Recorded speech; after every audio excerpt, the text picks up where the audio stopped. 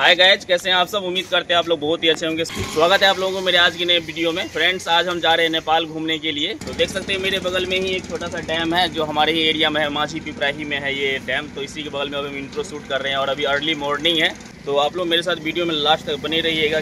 Finally friends, हम लोग Kunauli border के पास पहुँच गए हैं। आप देख सकते हैं कि कितने सारे बस यहाँ पर लगे हुए हैं और अभी आपको दिखाते हैं कि बॉर्डर का एक्टिविटी कैसा होता है, कैसे हम लोग यहाँ पर क्रॉस करते हैं, कितने फोर्स रहते हैं।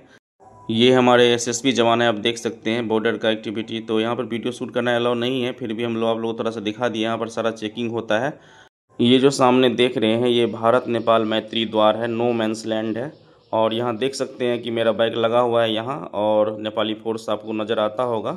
और यहाँ हम सारा डॉक्यूमेंट्स बाइक का भी दिखा रहे हैं नेपाली फोर्स को। चेकिंग होते हैं, पूरा सबमिट होते हैं, क्या कहाँ जा रहे हैं, कितने समय में वापस आइएगा, सारा डिटेल्स यहाँ पर लिया जा रहा है मुझसे।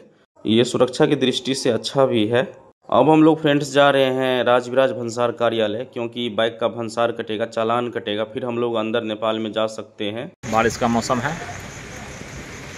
तो फ्रेंड्स देख सकते हैं पूरा बारिश से भीग रहे हैं और ठान लिया है कि धरान जाना है तो जाना है। और ये देखिए बगल में राजविराज भंसार कार्यालय, इधर दिखा दीजिए। और यहाँ पर अभी भंसार कटाने हैं। आज अगर जाएंगे तो आज रिटर्न नहीं हो पाएंगे, कल, तो इसलिए 2 दिन का भंसार कटाना पड़ेगा। देखते हैं कितना चार्ज लेते हैं। और अभी हमें कुनौली बॉर्डर के पास पहुँच चुके हैं, उससे थोड़ा आगे है भंसार कार्यालय, तो अभी भंसार कटाते हैं। देखिए यहाँ पर अभी हम भंसार कटा रहे हैं, लेकिन एक प्रॉब्लम हो गई, अभी आपको बताते हैं। और देख सकते हैं मेरे पीछे बैकग्राउंड देख के आप समझ गए होंगे कि अभी हम कोसी बैरेज पहुँच चुके हैं। यहाँ तो पहुँच तो गए हैं, लेकिन काफ़ी सारी दिक्कतों का सामना करना पड़ा है। कि जैसे मैंने भंसार कटाने गया तो मैंने नया बाइक लेके आ गया था, उसका ऑनर बुक अभी आया नहीं है। नंबर प्लेट तो आ चुका है लेकिन ऑनर बुक आया नहीं है। उन्होंने बोला कि जब तक ऑनर बुक नहीं रहेगा तो गाड़ी का जो है मतलब भंसार कटेगा ही नहीं। तो बहुत दुख हुआ, नहीं तो हम लोग बहुत आगे का सोचे थे कि इटहरी जाएंगे, उसके बाद हम लोग धरान जाएंगे, बहुत सोचे थे कि कल रिटर्न होंगे, लेकिन ऐसा हुआ नहीं। भंसार ही नहीं कटा तो उन्होंने बोला कि आप रिस्क नहीं लीजिए, नया बाइक है तो आप वहाँ आगे मत जाइए, आगे जाने से खतरे से खाली नहीं है। इसलिए हम लोगों ने सोचा कि चलिए छोड़िए, उतना दूर अब प्लान को कैंसिल किया जाए। सो सैड, हमने सोचा कि नया बाइक है तो थोड़ा सा ठीक है आप जा सकते हैं, लिख के दे देंगे वो। लेकिन ऐसा उन्होंने बोला नहीं, जब तक ऑनर बुक नहीं होगा आपको भंसार नहीं बनेगा, आप मत जाइए। तो यहाँ भी आने में, कोसी बैरेज आने में भी काफ़ी मशक्क़त का सामना करना पड़ा। कई जगह मुझे पुलिस ने रोका और उन्होंने पूछा कि गाड़ी का दिखाइए, कागज़ सब दिखाइए। तो ड्राइविंग लाइसेंस तो है और गाड़ी का जो पर्सनल कागज़ होता है वो सारे कागज़ है जो मैं ख़रीदा, इंश्योरेंस, पोल्यूशन, ये सब कुछ है। बस एक ऑनर बुक नहीं था, आरसी नहीं था।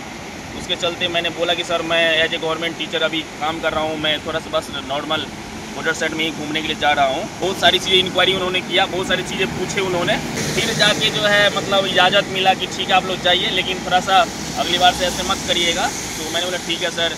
सारे डॉक्यूमेंट जब वो तभी नेपाल अंदर घुसने हैं बाइक से, किसी भी गाड़ी से।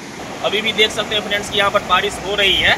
अभी जो है बिहार विधानसभा में आवाज़ उठा था कोसी बैरेज को लेकर के कि ये जो बना हुआ, ये नीचे देख सकते हैं आप कि काफ़ी डैमेज स्थिति में है, मतलब काफ़ी पुराना हो चुका है। तो आवाज़ उठा था कि इस कोसी बैरेज के आसपास में एक नया बैरेज बनाया जाए, क्योंकि ये काफ़ी डैमेज हो चुका है। 1950 के दशक में ही ये बना था। भारत और नेपाल के मैत्री संबंध को देखते हुए इसका निर्माण किया गया था। मुझे भी यहाँ पर आकर ऐसे लगा कि मतलब सच में नया जो है बैरेज बनना चाहिए, काफ़ी डैमेज हो चुका है। क्योंकि मेन आवाजाही फ्रेंड्स नेपाल अंदर घुसने का मेन रूट है ये। यहाँ देखिए पानी का फ्लो कितना ज़्यादा है, आप देख सकते हो फ्रेंड्स, काफ़ी खतरनाक स्थिति है। देखिए आप देख सकते हैं दूर दूर तक कितना पानी है, पूरा बिहार तबाह हो जाएगा। अगर 2-3 दिन अगर लगातार बारिश होगी तो बिहार तबाह होना तय है, इतना पानी आप देख सकते हैं उधर दूर दूर तक। आप कितना फ्लो है पानी में, देखिए दूर दूर तक आपको सिर्फ पानी दिखाई देता होगा।